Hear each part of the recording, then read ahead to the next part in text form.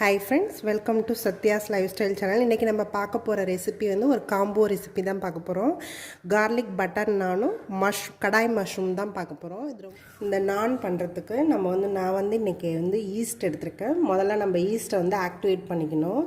நான் வந்து கொஞ்சமா வார்மா தண்ணி எடுத்துர்க்கேன். அதாவது ரொம்ப சூடு கிடையாது. லைட்டா அப்படியே கையை வச்சாலே நல்லா உருக்குற அளவுக்கு இருக்கணும்.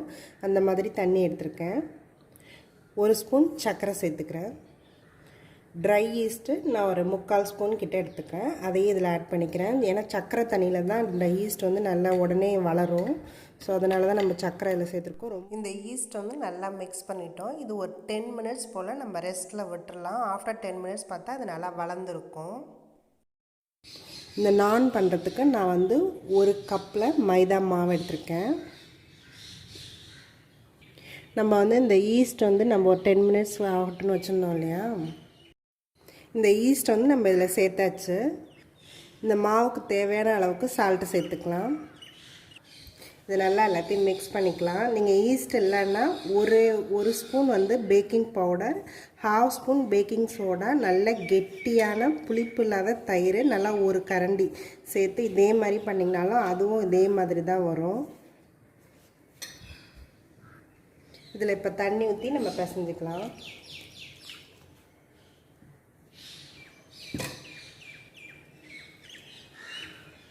கொஞ்சம் கொஞ்சமாக தண்ணி ஆட் பண்ணிக்கலாம். ஏன்னா ரொம்ப ஆட் பண்ணாலும் ரொம்ப குழன்னு வந்துடும். ஸோ பார்த்துட்டு நம்ம இது நல்லா நம்ம பிசைஞ்சு எடுத்தாச்சு. இதில் வந்து நம்ம நல்லா மேலே வந்து எண்ணெயால் கோட்டிங் கொடுத்துட்டு நல்லா எண்ணெயை எல்லா இடமும் படுற மாதிரி பண்ணிடலாம்.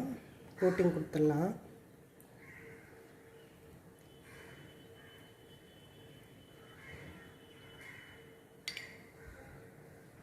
இதை நம்ம அப்படியே க்ளோஸ் பண்ணி ரெஸ்ட்டில் வச்சிடலாம். ஒரு 2 ஹவர்ஸ் வந்து இது அப்படியே ரெஸ்ட்லேயே இருக்கட்டும். இந்த கார்லிக் பட்டர் நான் பண்ணுறதுக்கு நான் வந்து ஒரு கப்பில் கொஞ்சமாக பட்டர் எடுத்துக்கிறேன். இந்த பட்டர் கூடவே நான் வந்து கார்லிக்கை இந்த மாதிரி இடித்து வச்சுருக்கேன். அதையும் ஆட் பண்ணிக்கிறேன். நீங்கள் இதை அரைச்சும் போட்டுக்கலாம், இல்லை குட்டி குட்டி பீஸஸாக கட் பண்ணியும் போட்டுக்கலாம். நான் கிட்டத்தட்ட ஆல்மோஸ்ட் இது கிரைண்ட் பண்ண மாதிரி இருக்கும், கொஞ்சம் இடித்த மாதிரி தான் வச்சுருக்கேன். நல்லா இடித்து வச்சுருக்கேன். அதை இதை வந்து நம்ம நல்லா மிக்ஸ் பண்ணிக்கலாம். ஒரு 2 மினிட்ஸ் அப்படியே விட்டுட்டோம்னாலே இந்த பட்டர் வந்து நல்லா மெல்ட்டாக இதோட நல்லா மிங்கிள் ஆகிடும்.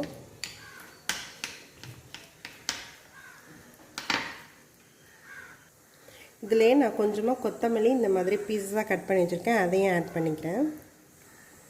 இது எல்லாத்தையுமே நல்லா மிக்ஸ் பண்ணிக்கலாம். இந்த இது நம்மளுக்கு ரெடி ஆகிடுச்சு. இந்த பட்டர் மிக்ஸு இது தனியாக வச்சிடலாம். ஒரு கப்பில் நான் கொஞ்சமாக கலூஞ்சின்னு சொல்கிற கரிஞ்சீரகம் எடுத்து வச்சுருக்கேன். இது ரெண்டுத்தையும் நம்ம எடுத்து வச்சுட்டா நம்ம நான் போட ஆரம்பிச்சிடலாம். இப்போ இந்த நானுக்கு பண்ண மாவு வந்து ரெடி ஆகிருக்கும். இது நல்லா 2 ஹவர்ஸ் ஆகிடுச்சு.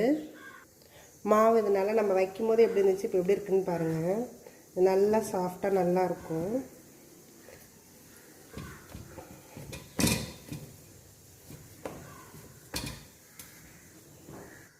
இந்த மாதிரி ஒரு க்ளீன் சர்ஃபேஸில் நம்ம நல்லா இது பரட்டிக்கலாம்.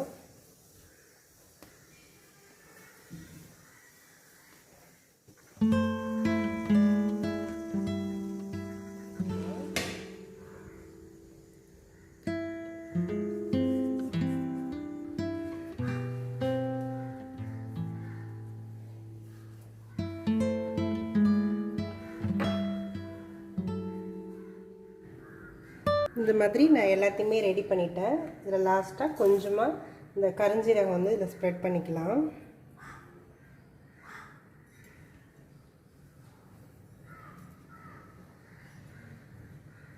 ஜஸ்ட் ஒரு ப்ரெஸ் கொடுத்தாலே போதும், அது நல்லா உள்ளார ஃபிக்ஸ் ஆகிடும். இதே மாதிரி நம்ம எல்லாத்தையுமே ரெடி பண்ணி வச்சுக்கலாம். இந்த மாதிரி ரெடி பண்ண எல்லாத்தையுமே நம்ம தவாவில் போட்டு எடுத்துக்கலாம். பேக் சைடில் நான் கொஞ்சமாக தண்ணி வந்து அப்ளை பண்ணிக்கிறேன்.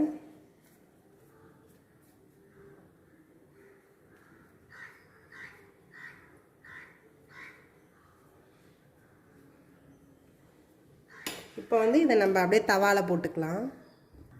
தவாவை வந்து நான் ஏற்கனவே நல்லா ஹீட் ஆக்கி வச்சுருக்கேன். இப்போ வந்து இதை நம்ம தவாவில் அப்படியே போட்டுக்கலாம்.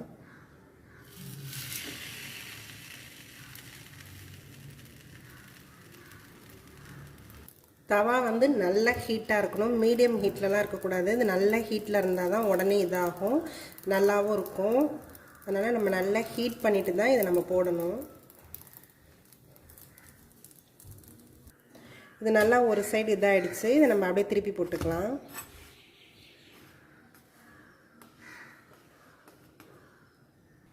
இது நல்லாவே இப்போ 2 சைடுமே இதாக இருக்கும். பார்த்தீங்கனாலே தெரியும், நல்லா நெருப்பில் சுட்ட மாதிரி ஆயிடுச்சு. இதை இப்போ எடுத்துடலாம். இது நம்ம ஹீட்டோடு இருக்கும்போதே இந்த பட்டரை வந்து இதில் அப்ளை பண்ணிடணும்.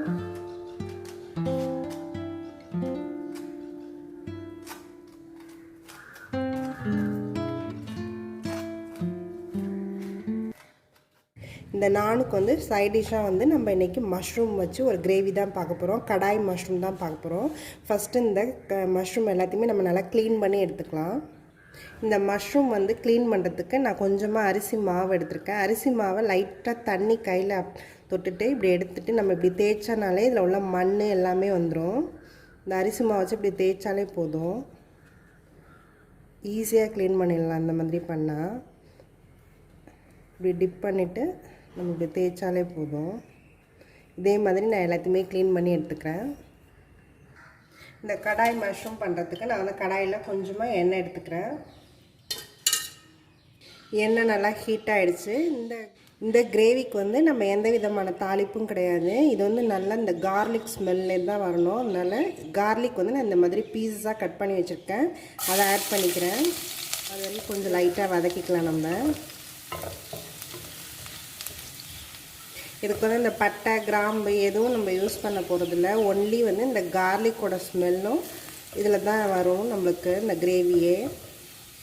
இது லைட்டாக நல்லாவே வதங்கியிருக்கு, கொஞ்சம் இந்த ஸ்மெல்லும் நல்லா வர ஆரம்பிச்சிருச்சு. இப்போ வந்து நான் ஆனியனை வந்து இந்த மாதிரி அரைச்சி வச்சுருக்கேன், அதை வந்து இதில் ஆட் பண்ணிக்கிறேன்.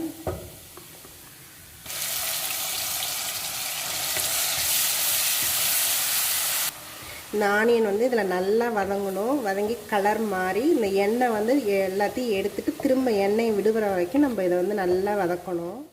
அது வரைக்கும் இதை நம்ம நல்லா வதக்கி எடுத்துக்கலாம். அப்போ தான் இந்த கிரேவியோட டேஸ்ட் வந்து நல்லாயிருக்கும். இதுக்கு தேவையான அளவுக்கு நான் உப்பு சேர்த்துக்கிறேன். இது ஆனியன் வந்து நல்லா வதங்கிடுச்சு. இப்போ வந்து நான் தக்காளியை இந்த மாதிரி பியூரியாக அரைச்சி வச்சுருக்கேன், அதை வந்து இதில் ஆட் பண்ணிக்கிறேன்.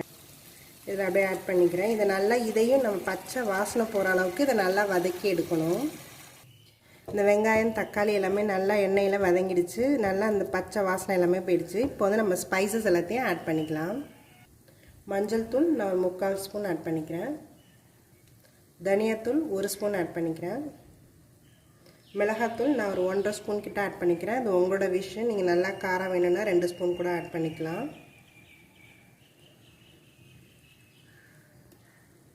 1 ஸ்பூன் வந்து நான் இது வந்து கறி மசாலா ஆட் பண்ணுறேன். அதாவது சிக்கன் மட்டன் குழம்புக்கெலாம் யூஸ் பண்ணுறது, வீட்டிலே அரைச்சது தான் நான் யூஸ் பண்ணுறேன். இது எல்லாத்தையுமே நம்ம இந்த எண்ணெயில் கொஞ்சம் வதக்கிக்கலாம். இது எல்லாமே நல்லா இந்த எண்ணெயில் வதக்கியாச்சு. இப்போ வந்து நம்ம க்ளீன் பண்ணி வச்சுருக்க இந்த மஷ்ரூம் வந்து இதில் ஆட் பண்ணிக்கலாம்.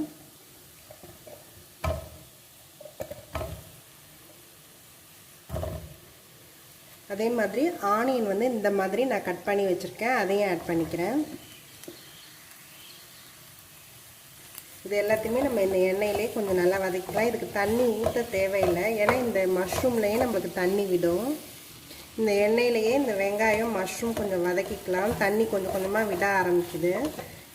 நீங்கள் வேணும்னா பார்த்துட்டு வேணால் தண்ணி ஆட் பண்ணிக்கலாம். எனக்கு இதில் தண்ணி விடுறதே போதும், அதனால் நான் தண்ணி ஆட் பண்ணல. இதை நான் சிம்மில் வச்சுட்டு க்ளோஸ் பண்ணி வச்சிடுறேன். ஒரு 5 மினிட்ஸ் இது நல்லா மீடியம் ஹீட்லேயே இருக்கட்டும். இது நல்லா 5 மினிட்ஸ் ஆயிடுச்சு. இது நல்லா கொதிக்கவும் ஆரம்பிச்சிருச்சு. இந்த மஷ்ரூம் எல்லாமே நல்லா வதங்கிடுச்சு. இந்த அளவுக்கு எனக்கு தண்ணி இருந்தால் போதும்.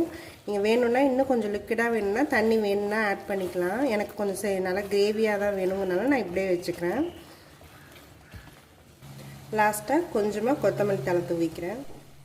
இந்த பட்டர் கார்லிக் நானும் கடாய் மஷ்ரூம் ரெண்டுமே ரெடி ஆகிடுச்சு. இது நல்ல காம்போவாக இருக்கும். இது ரெண்டுமே நல்ல அல்டிமேட்டாக இருக்கும், டேஸ்ட் நல்லாயிருக்கும். இதை நீங்களும் உங்கள் வீட்டில் ட்ரை பண்ணி பாருங்கள். என்னோடய வீடியோஸ் எல்லாத்தையும் பாருங்கள். மறக்காமல் எங்கள் சேனலை சப்ஸ்கிரைப் பண்ணுங்கள். தேங்க்யூ ஃபார் வாட்சிங்.